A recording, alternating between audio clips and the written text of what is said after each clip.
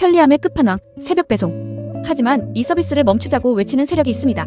바로 전국민주 노동조합 총연맹, 흔히 민노총이라 불리는 조직입니다. 이들은 노동자의 건강권을 내세우며 새벽 배송 금지를 주장하죠. 그런데 정말 이유가 그걸까요? 이런 움직임이 나타난 바로 그 시점, 놀랍게도 테무가 한국 시장에 새벽 배송 서비스를 시작했습니다. 지금부터 진짜 속내를 파헤쳐 보겠습니다. 쿠팡이 처음 새벽 배송을 도입했을 때 사람들은 놀랐습니다. 밤 11시에 주문한 상품이 아침 7시 전 문 앞에 도착했으니까요. 이 서비스는 코로나 시기를 거치며 생활의 인프라가 됐습니다. 지금은 쿠팡, 마켓컬리, SSG, 오아시스 등 수많은 중국 국내 기업들이 새벽 배송 경쟁을 벌이고 있죠. 그러나 이건 단순한 유통이 아닙니다. 소비자의 시간, 편리함, 그리고 무엇보다 데이터 패권의 싸움입니다. 그런데 민노총은 이 새벽 배송을 비인간적 노동이라 규정했습니다. 새벽 0시에서 5시까지 배송을 금지하자고 주장했죠. 그 이유는 분명합니다.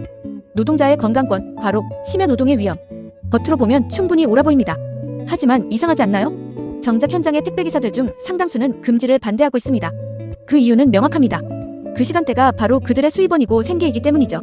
따라서 노동자를 보호한다는 명분이 오히려 그 수입을 줄이는 아이러니가 됩니다. 이때부터 우리는 의문을 갖기 시작합니다. 그리고 바로 그때 중국 전자상거래 공룡 테무가 한국 시장에 진입합니다. 아마존을 위협하던 이 기업이 이제는 쿠팡의 전략을 복제하듯 새벽 배송을 표방하며 한국 소비자 앞에 나타났습니다. 가격은 싸고 배송은 빠릅니다. 그런데 어떻게 가능할까요? 테무는 단순한 쇼핑몰이 아닙니다. 중국 정부가 밀어주는 국가 물류 시스템 위에 서 있습니다. 테무를 운영하는 핀도더 PDD 그룹은 중국 내 수출 보세 구역을 활용해 배송 비세금, 항공 운송비 등의 비용을 낮춥니다. 이 시스템 덕분에 밤새 중국에서 출발한 물건이 한국 인천공항으로 도착하자마자 국내 협력 물류망을 통해 새벽 배송으로 문 앞에 전달되는 구조가 가능해졌습니다. 반면 국내 기업인 쿠팡은 국내 규제 노동시간 제한 물류시설 구축 비용 등의 제약을 받습니다. 즉 한국 기업은 규제를 지키고 운영비를 감당해야 하지만 중국 기업은 그 제약을 우회하거나 최소화한 채로 시장에 진입하는 셈입니다. 그 차이가 바로 속도의 격차로 나타납니다. 민노총이 새벽 배송 금지 요구를 본격화한 시점은 테무가 한국에서 물류센터를 확장하고 배송망을 본격 구축하기 시작한 바로 그 무렵과 일치합니다. 놀라울 정도의 타이밍입니다. 노조는 새벽 배송을 노동 착취라 규정하지만 그 틈을 중국 자본은 조용히 파고들었습니다. 결국 한국의 유통 경쟁력이 약화되면 그 이익은 누구에게 돌아갈까요? 바로 중국으로 향합니다. 노동자의 권리를 지킨다는 명분이 결국 중국 자본의 시장 진입을 돕는 결과가 되는 겁니다. 민노총은 단순한 노동조합이 아닙니다. 강한 정치적 색깔을 지니고 있고 일부 강경파는 반미 반일 그리고 친북 친중 성향을 드러냈습니다. 실제 2023년 국정원 수사에서 북한 지령문 수신 혐의로 조사를 받은 사례가 있었고 노조 산하단체가 북한 노동당 기관지와 유사한 구호를 사용했다는 보도도 존재합니다. 이런 세력이 한국 산업의 핵심 인프라인 물류 시스템을 멈추자고 나선다면 그걸 단순히 노동 문제로만 해석할 수 있을까요? 새벽 배송은 더 이상 단순한 유통 서비스가 아닙니다. 이건 데이터 전쟁의 전장입니다. 쿠팡은 소비자의 구매 데이터, 지역 소비 패턴, 전국 물류 동선을 쥐고 있습니다. 이건 곧 국가의 생활 인프라 데이터입니다.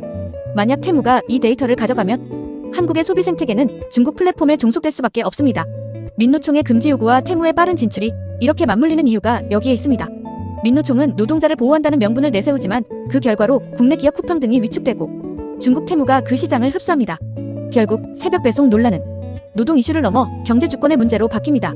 노동을 지킨다는 명분이 한국 산업의 속도를 늦추고 외국 자본의 진출을 돕는 결과로 이어질 수도 있는 겁니다.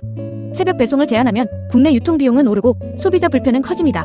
하지만 더 중요한 건 속도를 잃는 순간입니다. 유통의 속도는 곧 산업의 속도입니다. 그 속도를 잃으면 국가 경쟁력도 함께 늦춰집니다. 그 공백을 누가 메우느냐? 이미 답은 나와 있습니다. 중국 테무가 그 자리를 채우고 있습니다. 그들은 밤새 움직이고 새벽엔 문 앞까지 들어옵니다. 우리가 논의하는 사이 그들은 이미 시장 안에 있습니다. 이건 단순한 노동 논쟁이 아닙니다. 노동, 정치, 경제, 안보가 얽힌 복합 전쟁입니다. 민노총의 구호가 노동자 보호일지 몰라도 그 결과가 한국 산업에 약화라면 그건 보호가 아니라 양보입니다. 편리함의 뒤편에서 누가 진짜 이익을 보는가? 그 질문을 이제 국민이 해야 할 때입니다. 새벽은 언제나 어둠과 함께 옵니다. 누군가는 그 어둠 속에서 일하고 누군가는 그 빛을 맞이합니다. 진짜 문제는 그 어둠이 누구의 이익을 비추느냐입니다.